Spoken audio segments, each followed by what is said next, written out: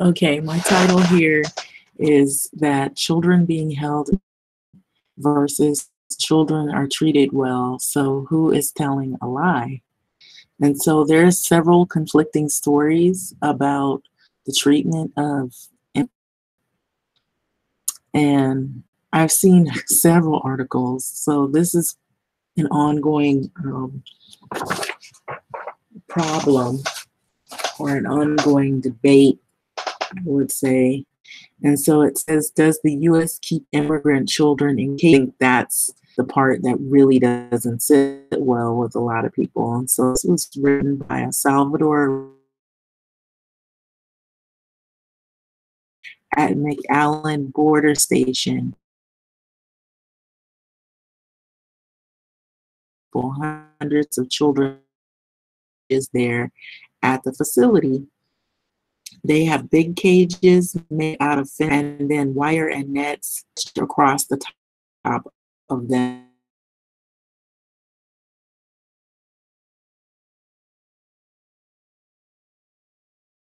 Probe was just basically generic is required. This is what's required for control.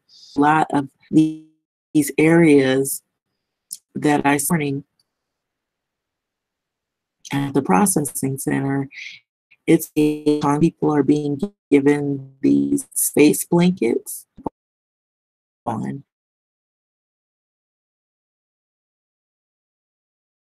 It's equivalent to like foil.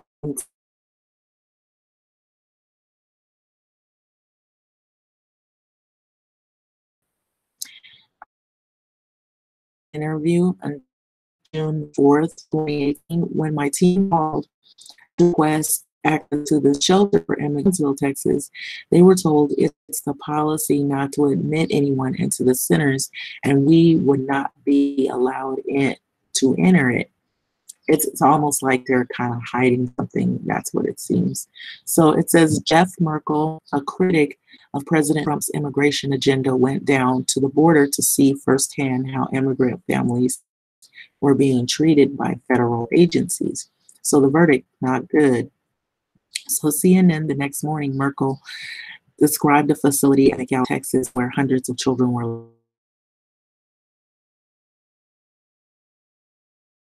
recently that were children in chain link fences.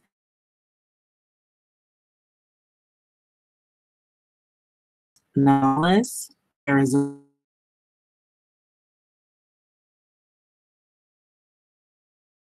Angeles Mayor Antonio Villaraigosa and John Favreau, a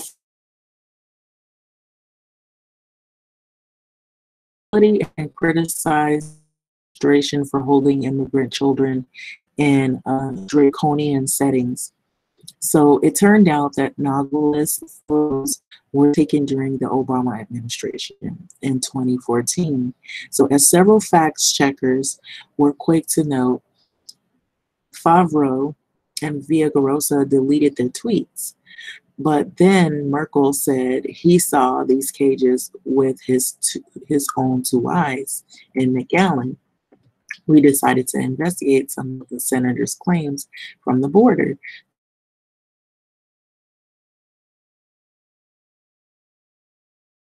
Violence in El Salvador, Honduras, and Guatemala has led to a wave of immigrants seeking refuge by thousands in the U.S. 14. So that explains, kind of validates about some of the neighborhoods in even the Los Angeles area and outside of Los Angeles, in California, where I'll just say Latin gangs and Latinx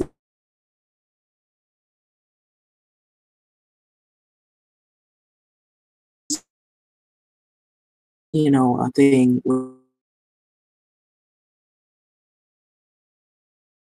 was they try to come into and take over a neighborhood. And a lot of it's for to claim turf. And that's usually like what people will do when they want to claim a neighborhood or area because they want to keep control of it. That explains why some of the neighborhoods attacked. And these are people like working people or people that are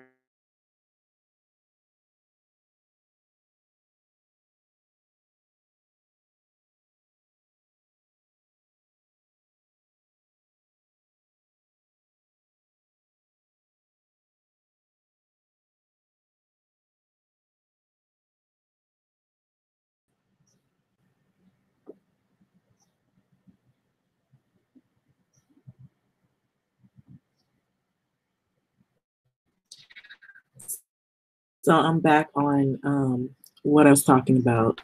I'm trying to share to you some of the atrocities that have happened. Sorry for the interruption, but so it says politicians have debated for years how to handle the influx, and the Trump administration announced in May, actually in many ways, that it would prosecute as many adults apprehended at the border as possible. See, this is actually what they should have been honest and said this instead of using Bibles, scriptures, and kind of like beating around the bush. Just tell the truth. Tell what really is the real issues that you're debating about. So it says the Trump administration announced in May that it would prosecute as many adults that are apprehended at the border as possible. Although the Trump administration is not the first to separate immigrant children from their parents, the practice is on the rise because of the zero tolerance policy, which Jeff Sessions is the one that put that out. And so he announced it rather. So Southwest border apprehensions have been spiking recently with a sharp year-over-year increases for the months of March and April, according to BP. So of the 9 border sectors stretching from the Pacific Ocean to the Gulf of Mexico and the Rio Grande, um, the sector in Texas consistently sees the highest number of apprehensions for families and unoccupied immigrant children. And so what I read, like I think I read a little bit more into it. I don't know if you know Nancy Pelosi. She was saying, I don't know why there isn't an uprising about these immigrant children being placed in these camps and in these cages and treated like this. And then one of these other politicians, he said, well, stories. There's one that there's all this bad treatment of these kids, and they're being placed in these concentration, what look like a jail or something like that. And they had a picture, murals. They said they had murals on the wall. They had some murals of Pokemon that the kids weren't being treated bad, that they were getting medical and that they were playing soccer, they were playing games, they were teaching the kids Tai Chi, and that these are the conflicting stories. And I'm just basically saying what I had read, that it's too conflicting. One is saying the kids are getting great treatment, and they said the reason why they're separated, it wasn't really separation, that the parents, when they would cross illegally, then he was, when Jeff Sessions went to the border, he warned that if you cross it, we're going to separate you from your children, and we're going to do a process until you get till your children come back, but we're sending you back, and you have to come here the right way with the process of getting the paperwork done and filing why are you coming for asylum or whatever.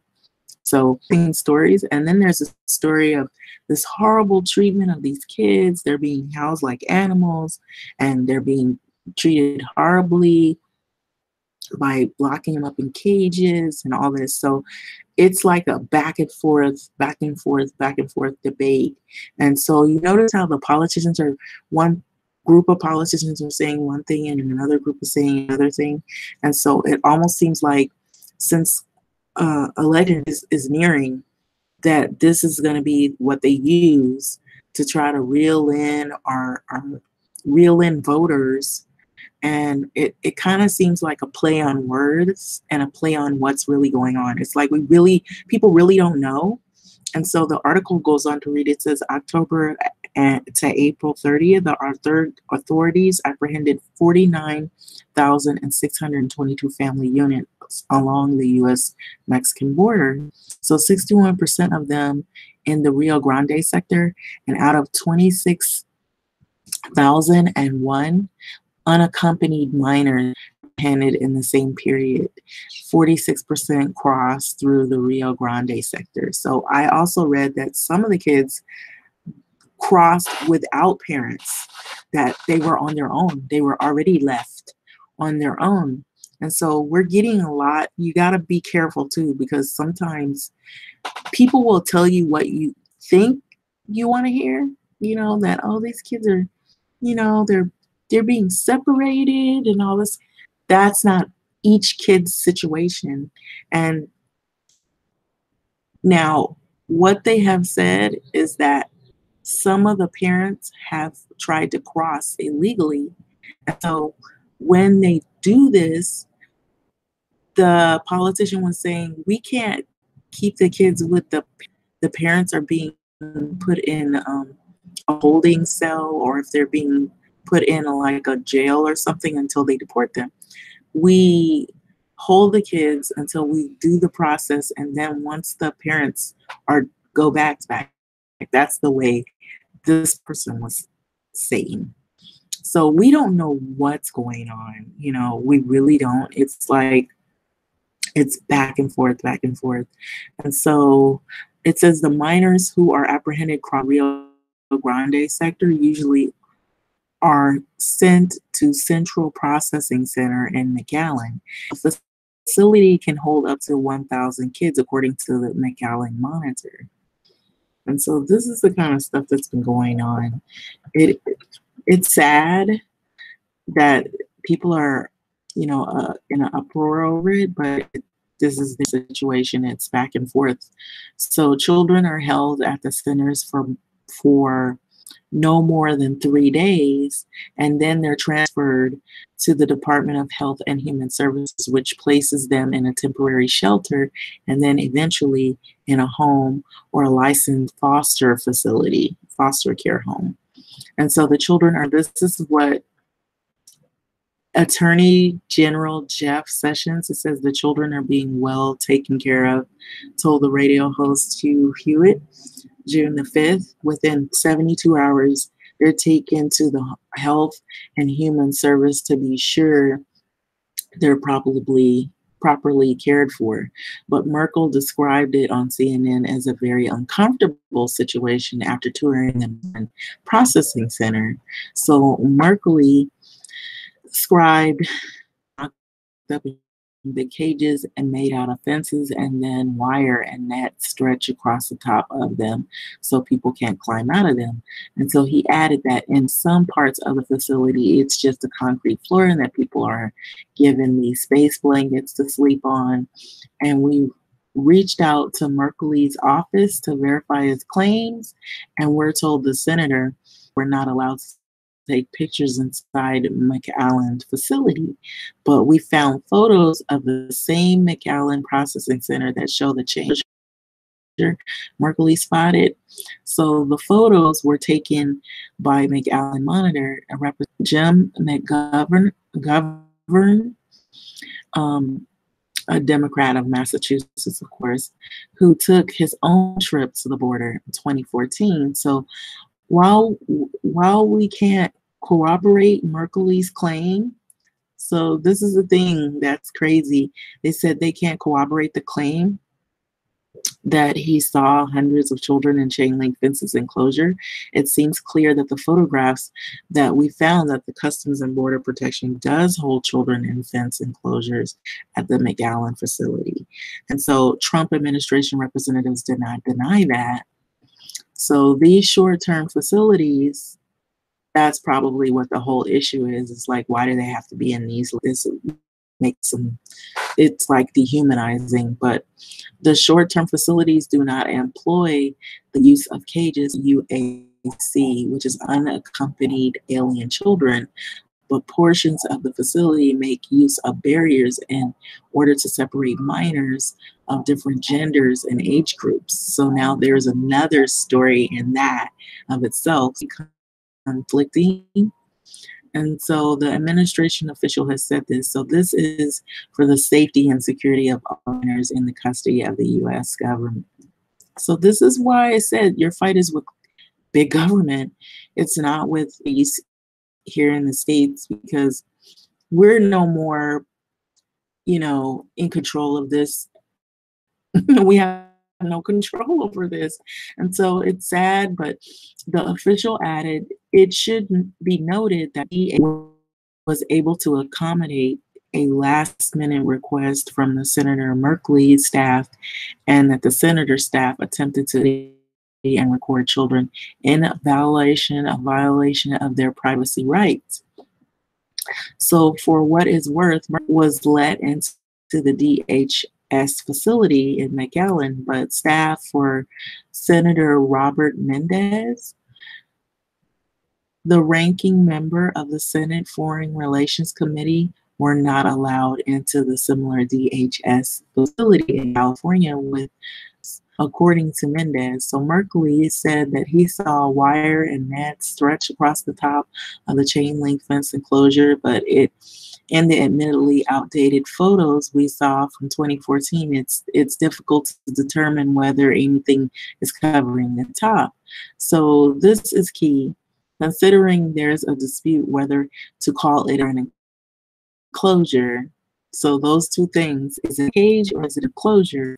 So McGovern's to show thin mesh netting on top, and one of the McAllen monitor photos, same thing in the background. So note, we previously said that the monitor photo to show a net on the top. Closer look shows some evidence of netting in one of the photos. So they're not denying that. So Merkley, okay, so just brace yourself. Here's what you're about to see, a photo of what they're talking about, sort of a photo of what they're talking about. So Merkley told CNN that he had saw only concrete floors, blankets, and area at McAllen. The photos we saw show that the enclosures have metal benches inside and what looks like a gym mats, and people were huddling in foil blankets in some of the photos we saw, so just as Merkley described. And so this is what you see here, and you can see the kids in the background, and you can see them walking in reporters in the situation. And so it is fencing and it is caged in.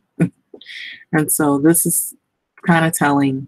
It's like they're fighting back and forth over who's telling the truth and who's not telling the truth. And so, like I've said to people, that when you come here, you need to read about what has happened to other people of other nationalities, what they've experienced.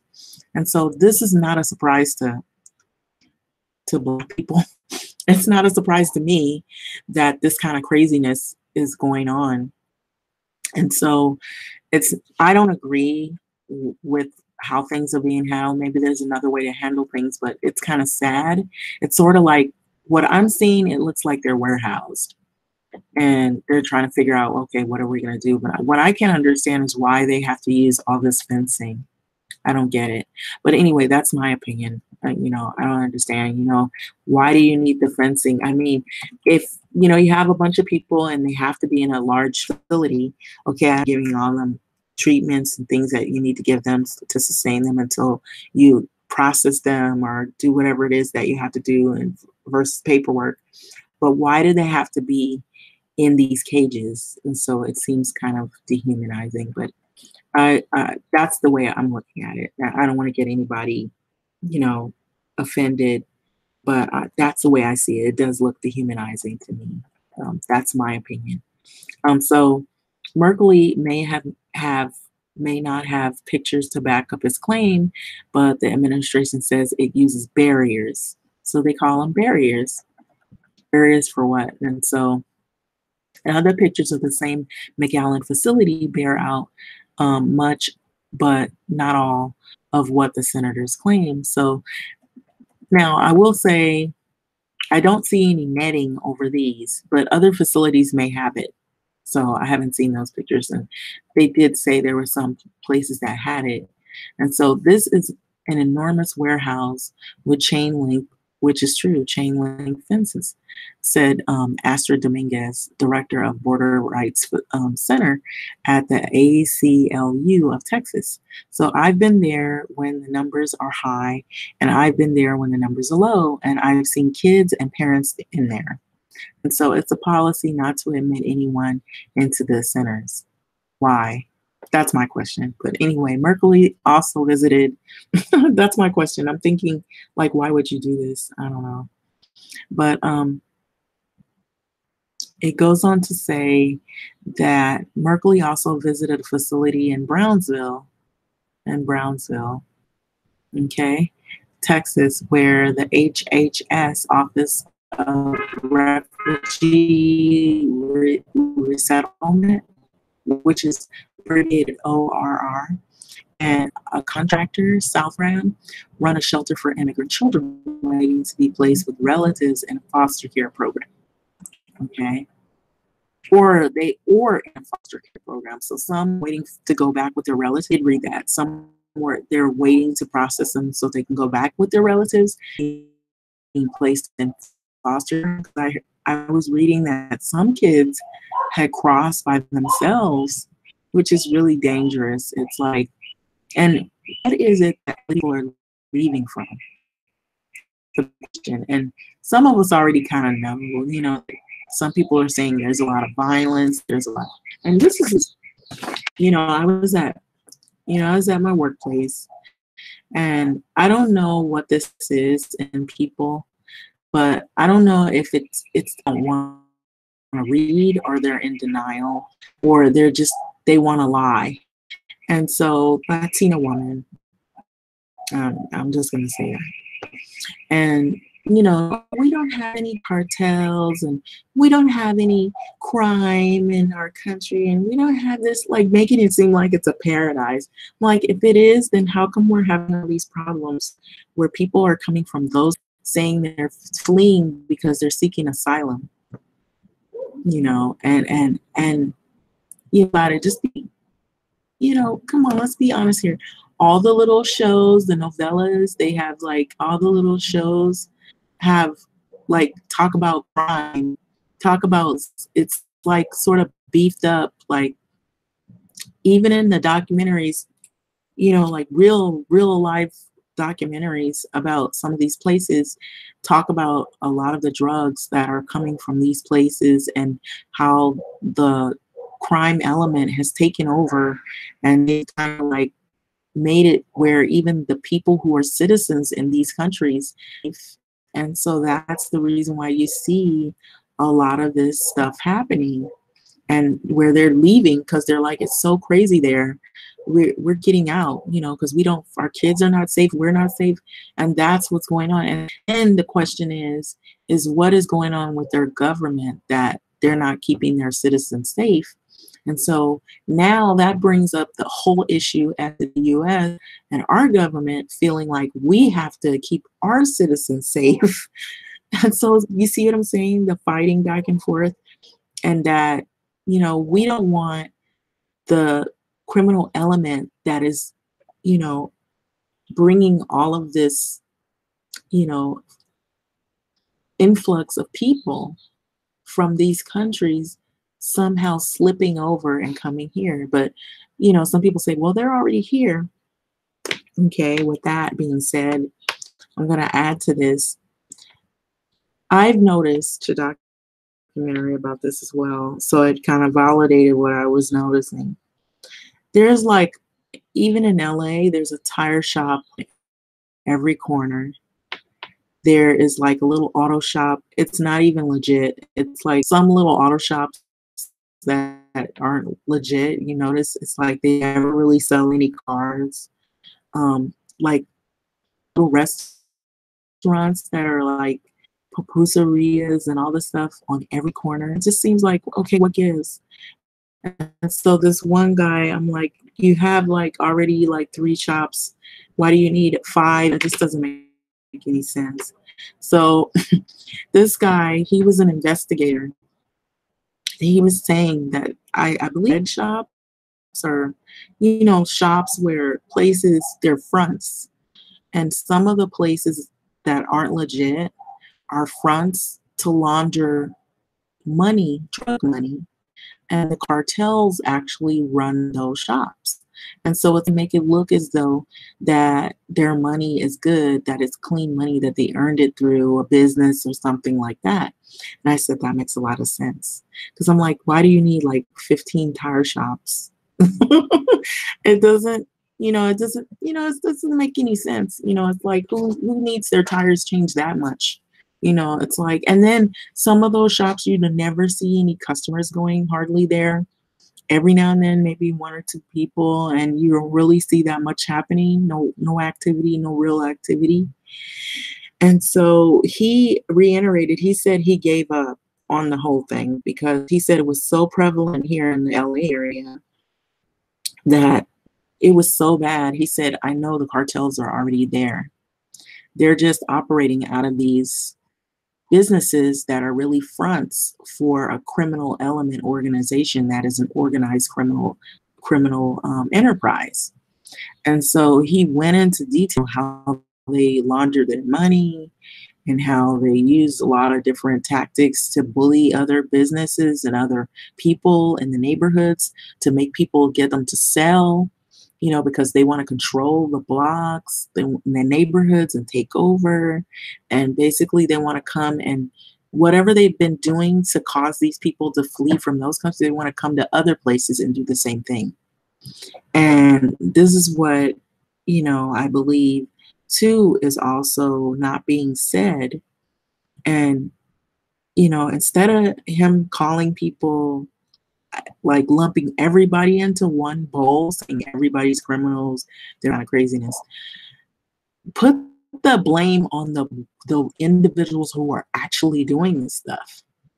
And so he needed to reiterate that, their government as in these governments, these places that are these foreign countries have allowed this stuff to happen. Because I know I read an article far back where it said they were giving Mexican citizens opportunity to bear arms and have guns because the crime element was so out of control there that people that are like just regular Mexican citizens who live in the country were feeling unsafe, that the crime element was so bad that they had to have guns to protect their family and themselves.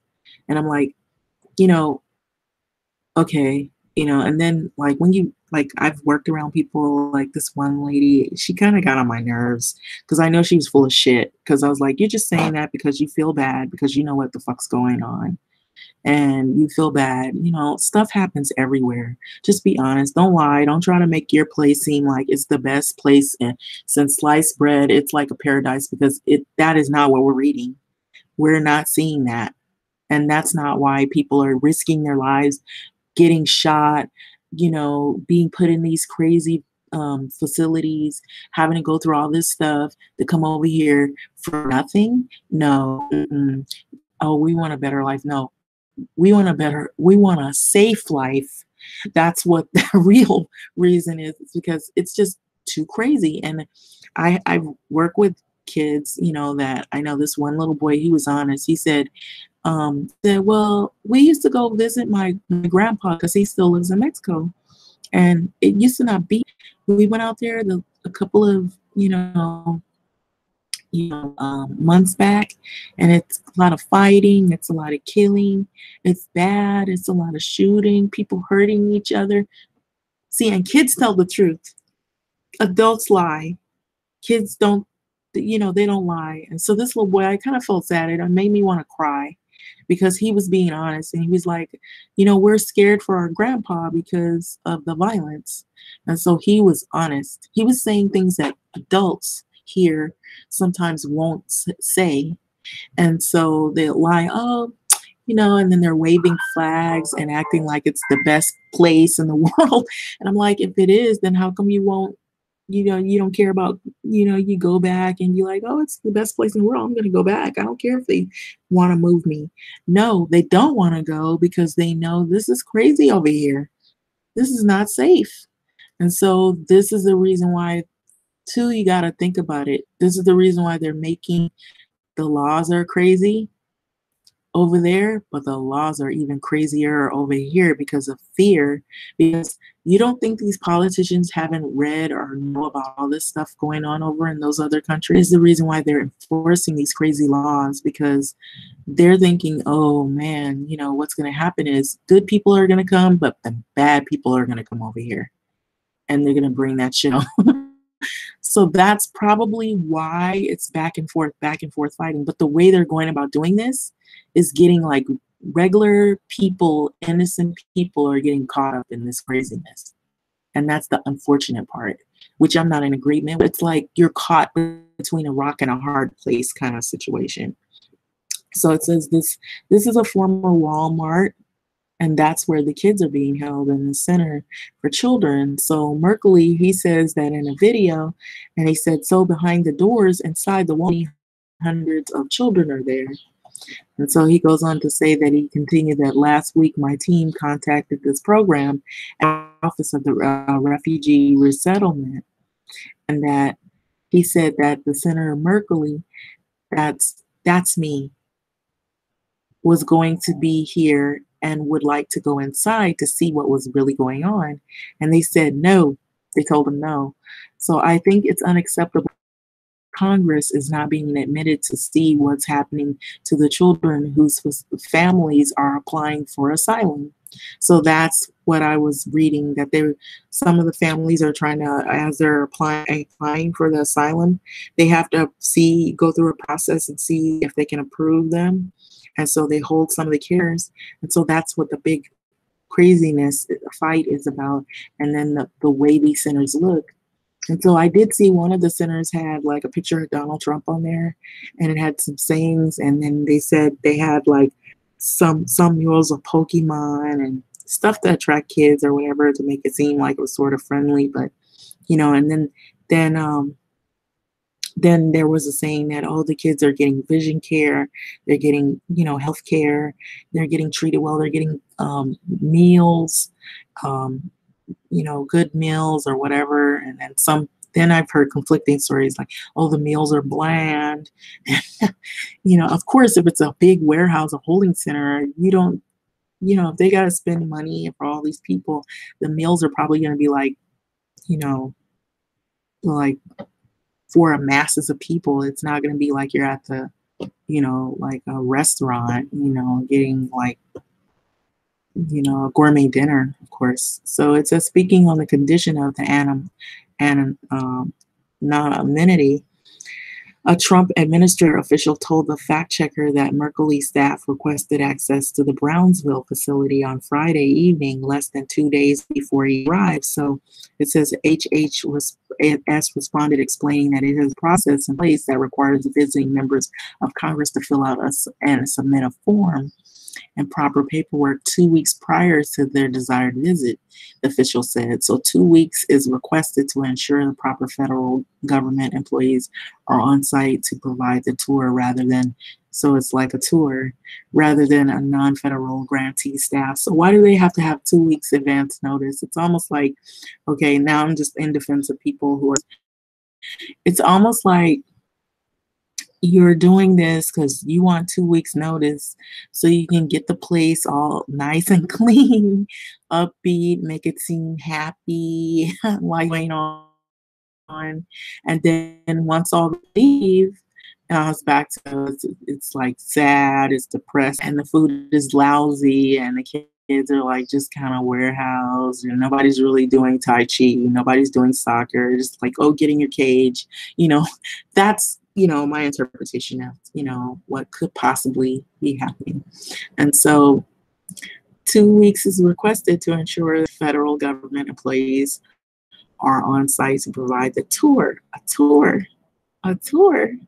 It's like it's a museum or something, or a zoo. What's up with that? But anyway, rather than the federal grantee staff. So since at least 2015, HHS has had a policy requiring 2 weeks. No one trying to visit a shelter request should be submitted 2 weeks prior to the visit.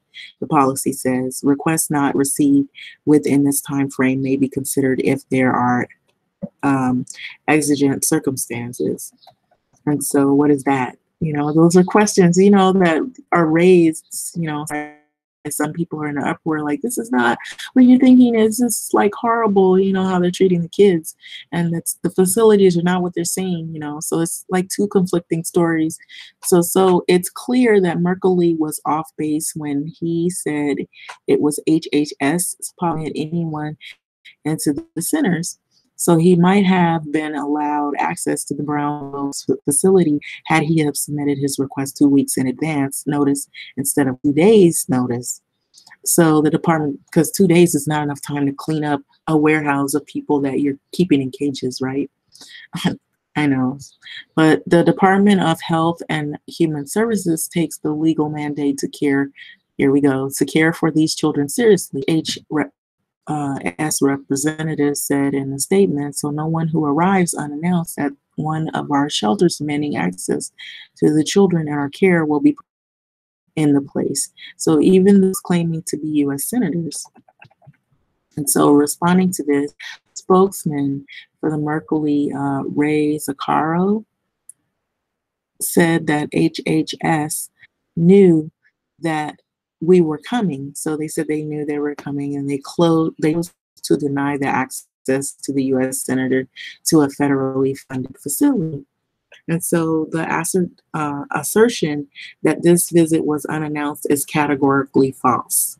And so the HHS statement also said that Merkley, along with the 5 other individuals, attempted to enter the unaccompanied alien children's shelter unannounced and broadcast live by way of social media last night in Texas. But Zaccaro said that he was the only staff member with Merkley and that the other 4 individuals were members of the press who attended on their own. And so what about the claim of HHS never lets anyone into these shelters? So that one smelled like Pinocchio's to us.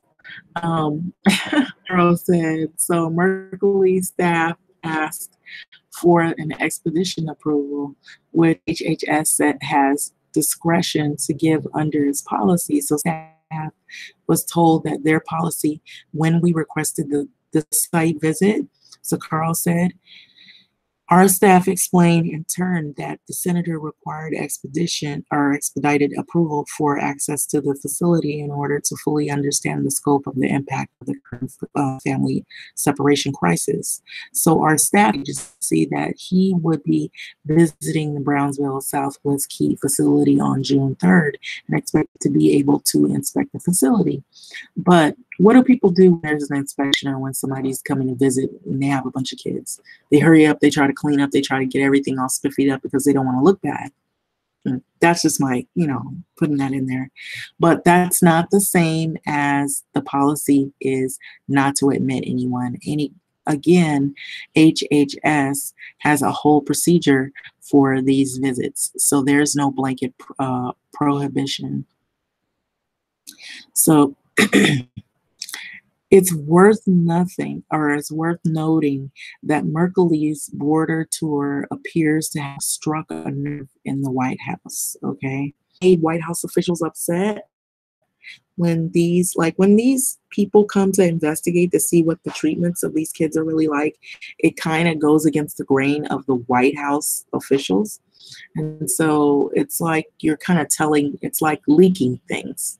You know what they said about the leaks? Well, so without addressing specifics about, and these aren't even leaks, these are more like, you know, they're trying to get like proof, picture proof of what's going on and there. And we did see chain links.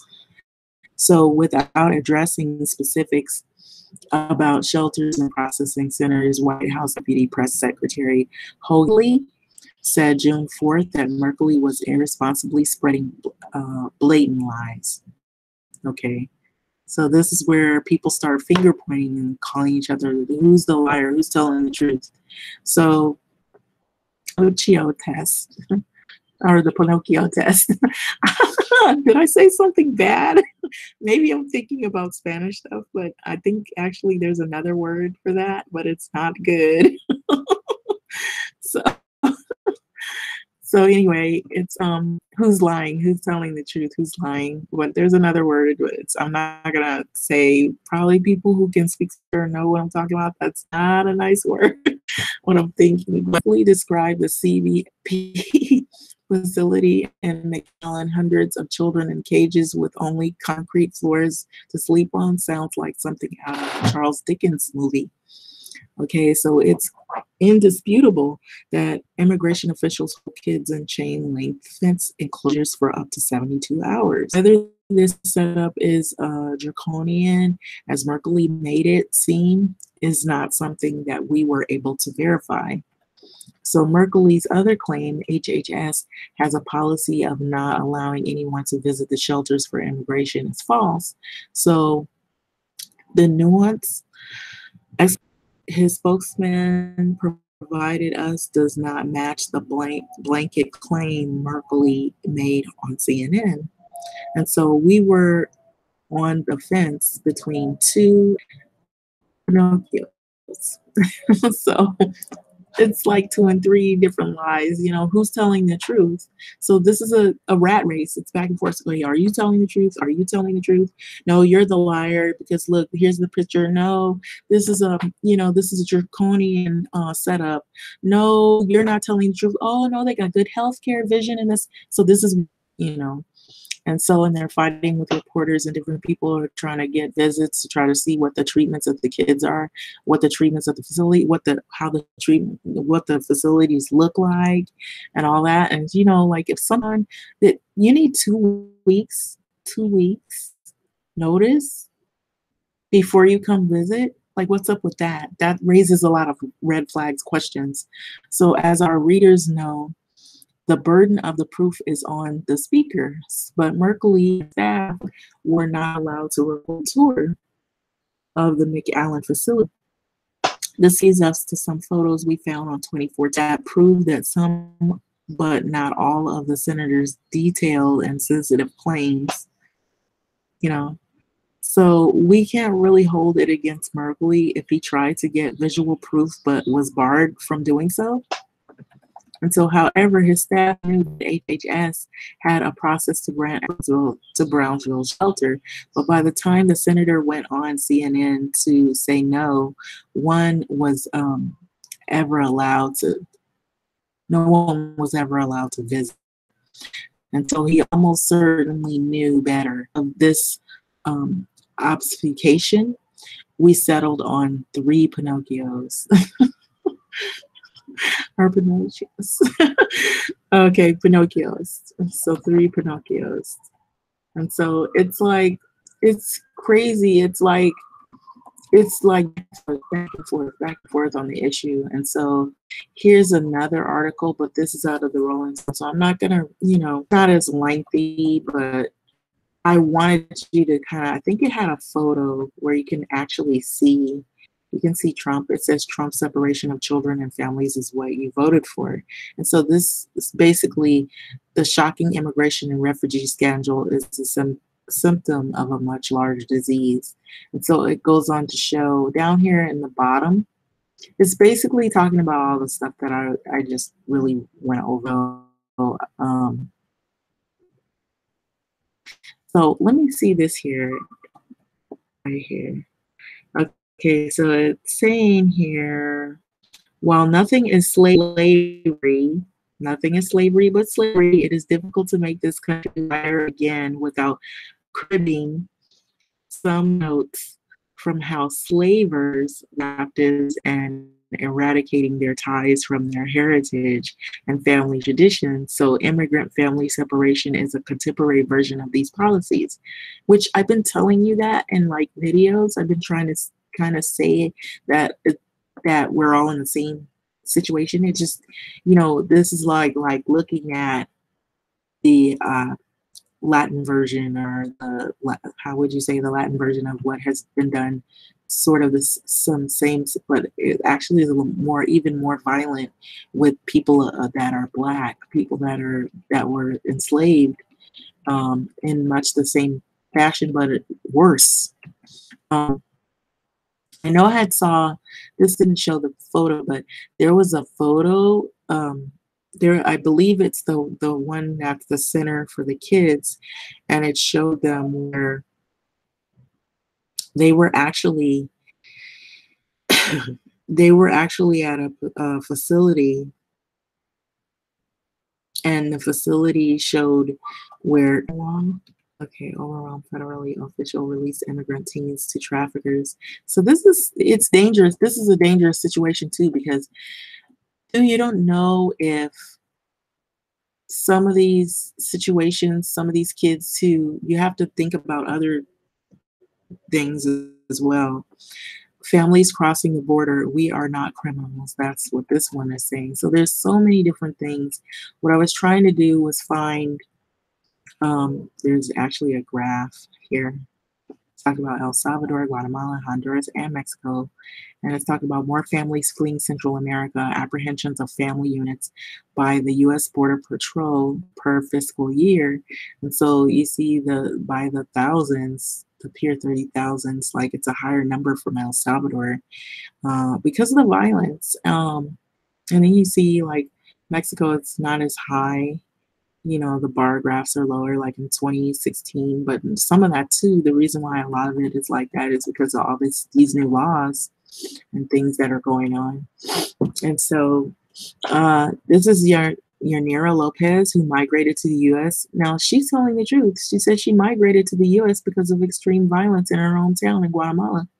And so all these, this lady that work around, she's like, oh, our country is nice and there's no fighting. And I'm like, that's bullshit. That's not what I'm hearing. And then you hear another person else say, oh, yeah, I come from that country. Yes, there is fighting. Yes, there's killing, there's shooting. And they'll tell the truth, So some people don't want to, they're in denial, and they want to know the truth about what's really going on. Like, I'm like, yeah, it makes sense. Like, why so many people come here for a reason. It's like, there's, like, this place over here is the best. It's like the least of the,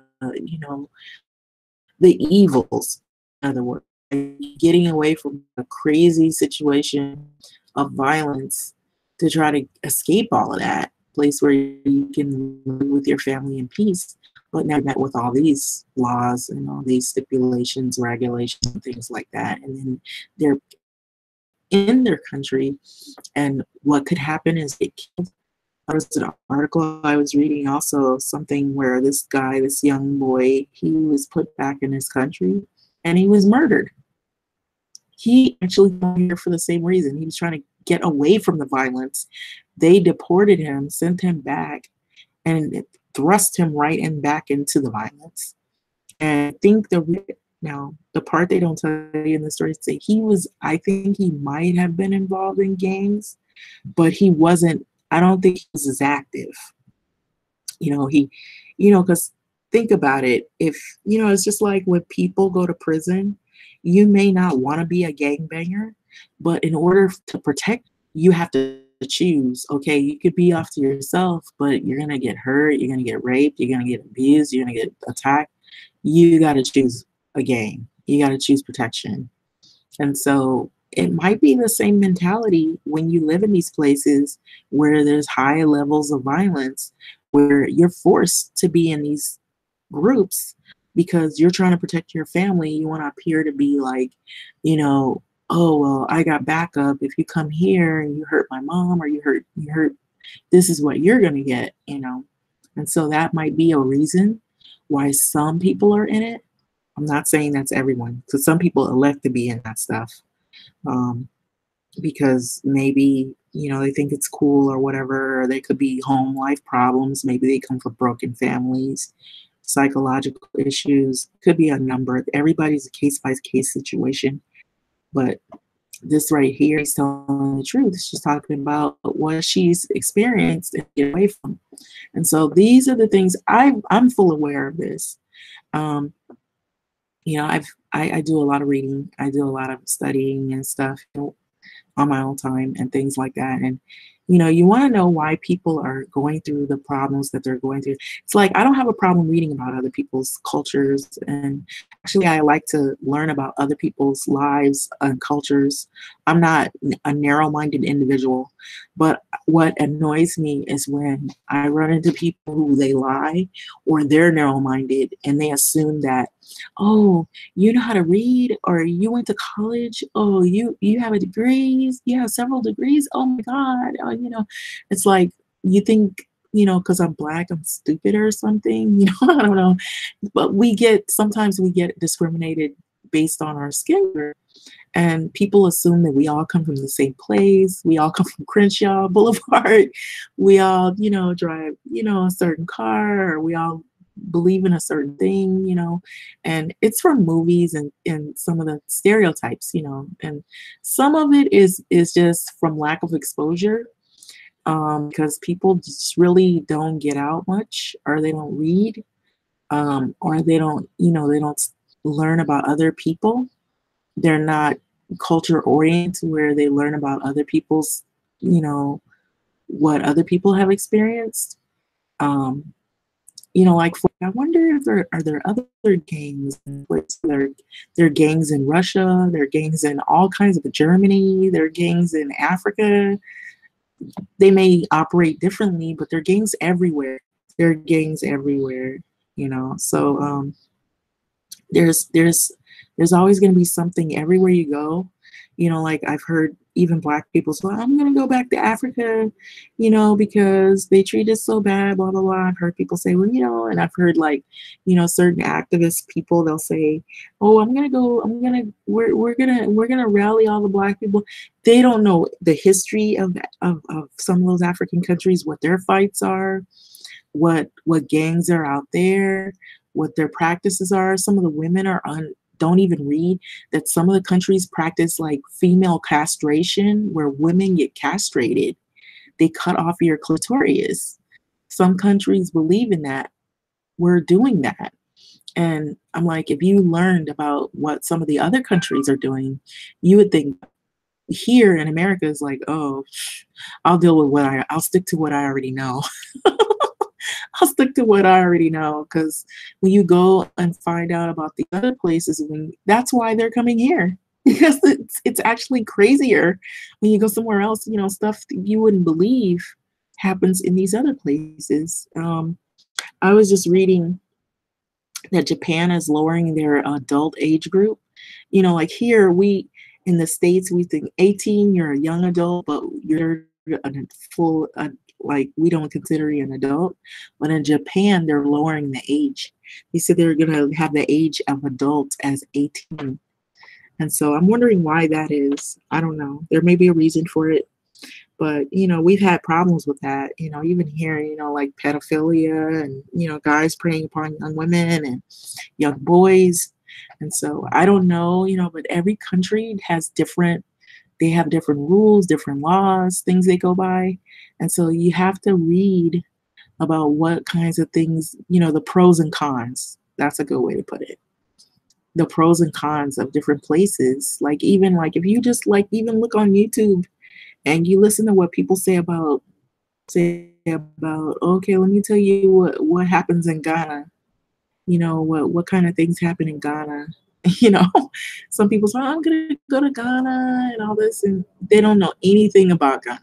They don't know about the different tribes, the crime there to get mugged versus out here getting mugged. You know, you can survive that. you don't know if you're going to be met with machetes. you know, you don't know what you're going to get yourself into. So it's like there's something everywhere. So here, what I was looking at, um, I did see something where it was talking these kids here. This is a picture. As a matter of fact, this is a detention that has a mural of Donald Trump here. And so this is the one that they were referring to that they were trying to get in. It used to be a Walmart. And so they said this is where the kids this is in Newsweek. They said there's the immigrant children in this facility, and I believe it's in Texas, if I recall well. But this is the one that they were talking about that, was so highly regarded as being a jail. And so Immigrant Children Detention Center has a mural of Trump described as jail by a reporter who toured the facility. I read to you. And this is by Ramsey Touchberry. And so I don't know what this video is. I'm not going to look it up. I want you to see the picture. But this is part of the facility. So one of the first things MSNBC, Jacob Soboroff noticed when he stepped at the child's facility, the Immigration Detention Center in Brownsville, Texas, so I was right, was a large mural of President Donald Trump, and it reads, "Sometimes losing the battle, you will find a new way to win the war." And so this is him pictured here in the facility. So it says it's Department of Health and Human Services, so they took a photo of it. So Soboroff was part of a small group of journalists that were allowed inside the Casa. It's called Casa Padre shelter. And so what I recall in Spanish, Casa's house, Padres, like the parents or papa, something like that. So correct me if I'm wrong, people who know the Spanish or whatever. So that houses nearly 1,500 boys from ages 10 to 17 years of age who, for the most part, cross over the U.S. and Mexico to seek asylum. So the child care facilities are run by nonprofit organizations, Key West or Southwest Key Programs, and is contracted with the Office of Refugee Resettlement and umbrella agency of the U.S. Department of Health and Human Services. And so this is the photo right here that they have, and you can see part of it right and in the corner, I'm looking right here. Let me see. And so let me make no mistake about it, people. Now, some of these kids are also coming from Africa. Some of them might be coming from other countries, or they might be coming from Latin America, but they're Black people too. So in the corner, you see here a photo right here.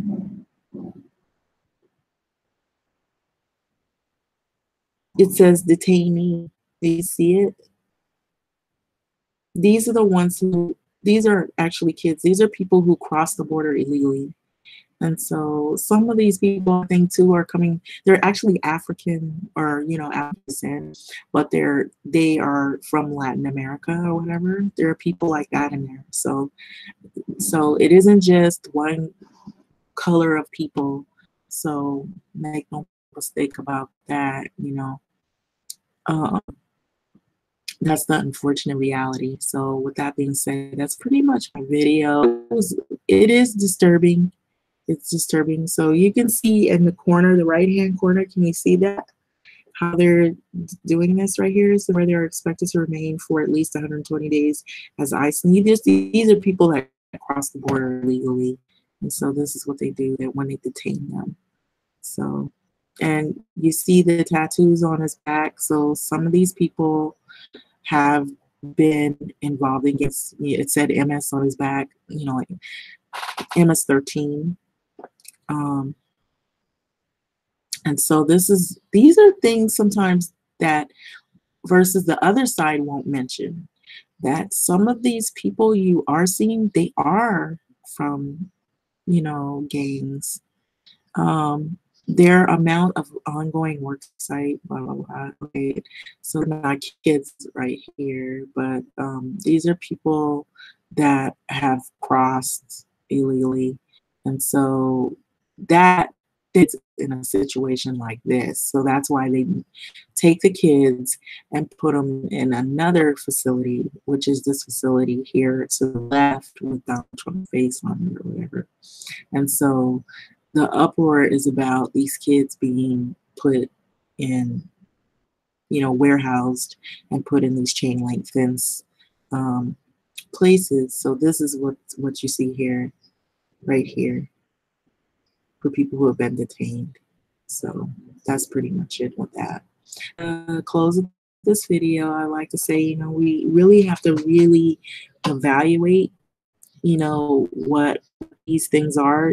Sometimes people will go on bits and pieces of information and they haven't really read into what's really going on. Now, I know there's probably fault on both sides.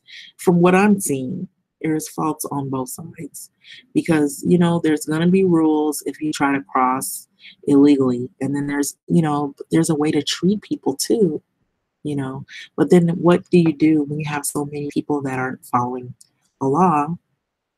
And so it's like back and forth. It's back and forth. You just don't know what to do. And that's probably the reason why these politicians grapple with the realization that this is a problem. We're doing the best that we can. And, what can you do? And so in a way, this could be turned around and said, well, if you didn't cross illegally, then your kids wouldn't be subject to this. And so they could argue that. They could say, well, you broke the law and we warned you that this is what the end result would be, but you chose to break the law. And so, so that is probably on the other side, their argument, is like, we don't want to do this, but this is what we're doing because of our new laws. We're trying to get everything in order. And, you're this influx of people, what do you do? We can't keep them outside, so then we have to find a big warehouse facility. And then they could, now I'm just playing devil's advocate here. They could argue that the reason why we have the chain link fence, we don't know, in order for the safety of the kids, it may not seem humane, but in order for the safety of the kids, think about it. Remember when there was Hurricane Katrina and people were warehoused in that big stadium and there were no fences around them, and kids, when they went to the bathroom, they got raped. Oh yeah. This was in like Louisiana, I think. And so when Hurricane Katrina hit, they had this big stadium and everybody was there. And this is before Kanye West came out. He said, they don't like Black people or whatever. So there were a lot of color, and they were warehoused in a situation because of a natural disaster. And displaced, they lost their homes, they lost everything, food, water, people were dying. And so they weren't in a chained up area, but kids, women was like, okay, you go to the bathroom, and there's probably wasn't that many bathrooms. You have all these people, and they were fleeing a horrible situation. And, when people are panicked, when there's a natural disaster, there's violence that'll break out, chaos, fighting, people starving, they're, looting for food, and they're trying to break in places. Like I said, I had a friend who, she lived higher ground. And so the only thing that protected them is having a firearm because people were in like fight and flight mode. And so it can be crazy. And so when you have like lots of people and you don't know everybody's name, you don't know who's done what, you don't know who's been involved in criminal activity. Now, make no mistake about it. Sometimes kids are involved in gangs, in criminal activity. You don't know which ones, will try to rape the other kids, touch the other kids. And so maybe their thing is, we're trying to protect people so we can see who's doing what, whatever that would be. I'm saying that could probably be their argument, is that there's so many people, in order to really is to have these these cage places because there's so many people and we don't know who's doing what. Like if somebody goes to the bathroom, they don't have like security to like watch you go to the bathroom. So if women get raped, children were raped, then what's going to be the story? It's going to be blamed. Oh, they're watching it. People were unsafe, and they should have had people separated so the kids wouldn't get raped and molested. And then you don't know if some of these people have trafficked the kids, put them out there, to be prostituted. Because some kids they're coming from a bad situation. They've been in bad situations where they came from. And so you don't know what all those situations were. So that could be their argument. And so this is a really conundrum. So I'm just going to leave it at that. But anyway, it's sad all around. I'm not refuting that. I'm not saying that this is good and none of it is good. But you got to look at both sides have arguments. But with that being said, like, comment, subscribe, and thanks for listening.